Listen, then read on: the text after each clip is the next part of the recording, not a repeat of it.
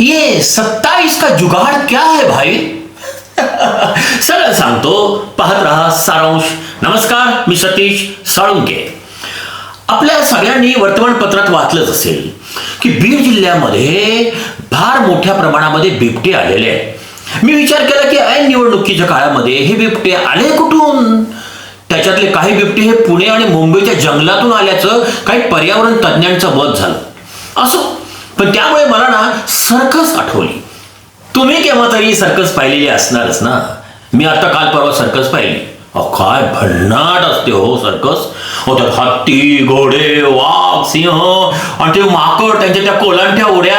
वा वा वा, मजा येते फार. पण मला त्या सगळ्यामध्ये आवडला तो जोकर असतो. मला सांगतो, आपल्याला वाटतं की जोकर फक्त हसवतोच. अहो, असं नाहीये, तसं नाहीये. सर्कशीतल्या सगळ्या खेळामध्ये जोकर हा निष्णात असतो. राजकारणातल्या कोलांट्या उड्या तुम्ही आता पाहिलेल्या आहेत, पण अजून बऱ्याच तुम्हाला काही कोलांट्या उड्या पाहायच्या आहेत. तुम्ही म्हणाल, अरे भाई ये चुनाव का माहौल है और आपको याद आ रही है सर्कस. तो भैया ये चुनाव का माहौल है, इसीलिए सर्कस याद आ रही है. भैया लेकिन ये चुनाव है ना, ये तो एक अंगड़ाई है, आगे और लढाई है. ती कशी? ती अशी की आता खरी गंमत सुरू होणार आहे. ही गंमत आहे नगरपालिकेच्या उपाध्यक्ष आणि सभापतीसाठीच्या निवडीची. बीडसह जिल्ह्यातल्या सगळ्या नगरपालिकात अनेक जण गुडघ्याला बाशिंग लावून तयार आहेत. पण त्यांच्यापैकी किती जणांचे गुडघ्याचे बाशिंग हे त्यांच्या कपाळावर जाणार आहेत, हा प्रश्नच आहे. आणि हे पाहणं मनोरंजक आहे. तो हो जाओ तयार भैया, बीडची हास्य जत्रा पाहण्यासाठी. बीडच्या जनतेनं कोणाही एकाला बहुमत दिलं नाही. आ गया ना प्रॉब्लेम भैया, जुगाड़ तो लगाना पडेगा ना. बीड नगरपालिकेत राष्ट्रवादी काँग्रेसच्या पक्षाचे 19 सदस्य आहेत, पण बहुमतासाठी लागतात 27. चला, या 19 मध्ये सहकारी पक्ष म्हणजे आपले शिंदे सेनेचे 3 मिसळले तर होतात 22. लेकिन ठहरो भैया, पिक्चर तो अभी बाकी है. मुख्यमंत्री फडणवीस यांच्या मंत्रिमंडळानं निर्णय घेतलाय की लोकनियुक्त अध्यक्षालाही सदस्यत्वाचा दर्जा दिला जाईल व त्यालाही मताचा अधिकार असेल. म्हणजेच आता बीड नगरपालिकेत सदस्य झाले 52 ऐवजी 53. आता जे आहे तर नगराध्यक्षा आपल्या प्रेमलता मॅडम यांचे मतही गृहीत धरले जाणार. तर मग अजित पवार गटाची संख्या झाली 22. तर चला, आता ही 22 जी होती त्याच्यावरनं प्रेमलता मॅडमच्या एका मतामुळे ही झाली 23. तरी बहुमतासाठी 4 मतांची गरज पडतेच. आता एमआयएम आणि उद्धव सेना तर तिकडे जाणं शक्यच नाहीये. काँग्रेस गेल्याने काही फरक पडत नाही. तो भैया अब क्या करेंगे? तो अब शुरू होती है असली पिक्चर. तर अजित पवार गटाला म्हणजे आमदार पंडित यांच्या समोर 2 पर्याय असतील. एक, कमळाची मदत, पण ते शक्य नाही. ते गळ्यातला पट्टा, पार्सल आणि ऐन वेळी राष्ट्रवादी सोडून हातात घेतलेलं कमळ, तो ये थोडा इम्पॉसिबल लग रहा है. मग पर्याय उरतो तो केवळ एक, आणि तो म्हणजे संदीप क्षीरसागर यांच्याशी युती करणे. आता पुण्यात अजित पवार आणि शरद पवार हे एकत्र आले, ही डील जमाई झाली. बीडमध्ये होऊ शकते जर कोणी वरून कान पिळले तर. मग आमदार पंडित यांचे 23 आणि आमदार संदीप क्षीरसागर यांचे उद्धव सेनेसह 13 अशी जबरदस्त 36चा आकडा असा तयार होतो.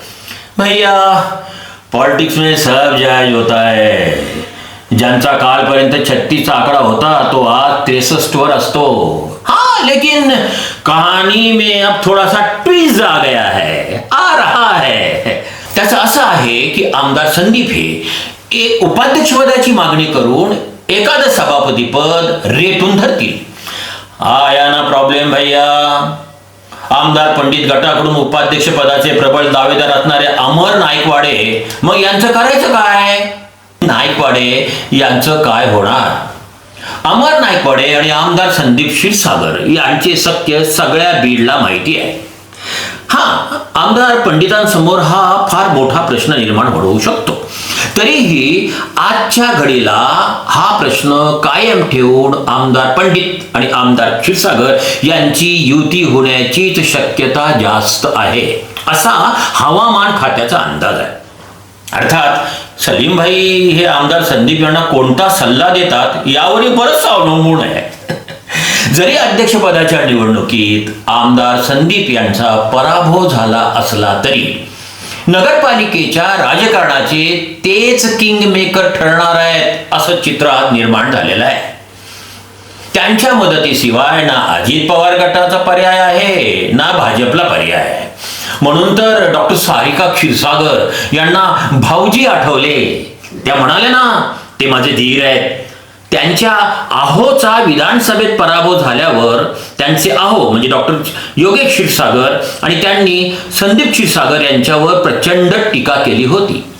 पण चला, परिवर्तन होत असतं आणि ती चांगली गोष्ट आहे. पण आमदार क्षीरसागर यांचे चुलत भाऊ म्हणजे भाजपचे नेते म्हणायला लागेल ना, भाजपचे नेते डॉक्टर योगेश क्षीरसागर यांच्याशी युती होण्याची आमदार संदीप क्षीरसागर यांची शक्यता सुतराम शक्यता नाही असं वाटतं. म्हणजे आता मुंबईमध्ये ठाकरे बंधू एकत्र आले तर मग बीडमध्ये सुद्धा क्षीरसागर बंधू एकत्र येणार ही अफवा आहे. ही अफवा कल्पना विलास म्हणून ठीक आहे बरं का, पण समजा आणि तसं झालंच तर कुछ भी हो सकता है भैया. तसं झालंच आणि ही कल्पना वास्तवात बदलली तर आमदार संदीप क्षीरसागर यांना जबरी फटका बसू शकतो और उसकी गूंज आने वाले विधानसभा के चुनाव तक सुनाई देगी भैया.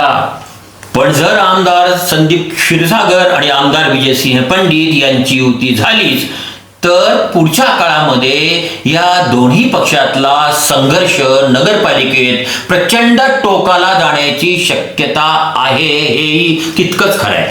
खरं म्हणजे होईल काय की अध्यक्ष एका पक्षाचा तो उपाध्यक्ष दुसऱ्या पक्षाचा अशी स्थिती निर्माण होणार आहे. नगरपालिकेत बांधकाम, स्वच्छता, पाणी पुरवठा ही जी सभापतीची पदं आहेत ना, ही फार कामाची पदं आहेत बरं का. याशिवाय विद्युत, बालिका, शिक्षण हे विभागाची सभापती पदं आहेत आणि शिक्षण सभापती पद कायमपणे नगरपालिकेच्या उपाध्यक्षांकडे ते असतं. खरं म्हणजे आपली नगरपालिका फार ग्रेट आहे बरं का. प्रचंड ग्रेट आहे. म्हणजे नगरपालिकेची साधी बीड शहरात बालवाडी सुद्धा नाहीये, तरी सुद्धा लाखो लोकांकडनं नगरपालिका शिक्षणाचा कर घेते. नावाला विद्युत विभाग आहे, बाकी शहरातले सगळे सिग्नल बंद. वा, क्या बात है भैया. बाकी गेवराई, अंबाजोगाई, धारूर येथे त्या पक्षाचे बहुमत असल्यानं तिथं खरेदी विक्री केंद्र बंद आहे. पण उपाध्यक्ष आणि सभापती पद यासाठी तिथल्या नगराध्यक्षांची डोकेदुखी प्रचंड वाढलेली आहे. माजलगाव नगरपालिकेत मात्र खरेदी विक्री केंद्र जोरात चालणार आहे. कारण त्याचं असं आहे की शरद पवारांच्या राष्ट्रवादी काँग्रेसचा नगराध्यक्ष असला तरी स्पष्ट बहुमत त्यांनाही. तेथील प्रभावी नेतृत्व बाबूराव पोटभरे यांचे 3 नगरसेवक निवडून आलेले आहेत आणि त्यांच्याजवळ कला आहे की त्यांना जे वाटतं ते बरोबर ते करून घेतात. उपाध्यक्ष पदावर त्यांनी दावा ठोकलेला आहे आणि ते साहजिकच आहे. माजल गावात राष्ट्रवादीच्या दोन्ही गटामध्ये प्रत्येकी 10-10 सदस्य निवडून आले, तर भाजप, MIM आणि काँग्रेसचे प्रत्येकी 1 आणि अपक्ष 3 निवडून आलेले आहेत.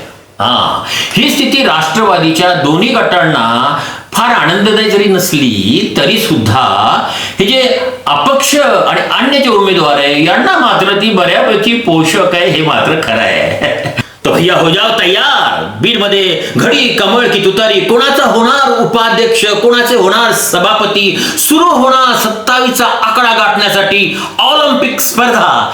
कसा लागेल जुगाड उपनगराध्यक्ष आणि सभापतीचा, कोण होणार उपाध्यक्ष आणि कोण होणार सभापती, तुम्हीच काढा निष्कर्ष. बीड नगरपालिकेच्या सभापती आणि उपनगराध्यक्ष पदाच्या निवडणुकीत कोण होणार कृष्ण आणि कोण होणार कंस, तुम्ही पाहत राहा सारांश. जर तुम्हाला हा व्हिडिओ आवडला असेल, जर तुम्ही हा व्हिडिओ फेसबुकवर पाहत असाल तर तातडीनं लगेच त्याला फॉलो करा. युट्यूबवर पाहत असाल तर त्याला सबस्क्राईब करा. या व्हिडिओला लाईक करा, व्हिडिओला शेअर करा आणि व्हिडिओ पाहिल्यावर तुम्हाला काय वाटतं हे जरूर कॉमेंट्समध्ये लिहा. आपलं मत जरूर कॉमेंट्समध्ये लिहा. राजकीय आणि सामाजिक आणि बीडच्या इतिहासाबद्दल नवनवीन माहिती मिळवण्यासाठी सतत पाहत रहा सारांश. नमस्कार, मी सतीश साळुंके. अशाच एका इंटरेस्टिंग व्हिडिओ सह पुन्हा भेटूया. राम राम, अस्सलाम वालेकुम, जय भीम. पाहत रहा सारांश.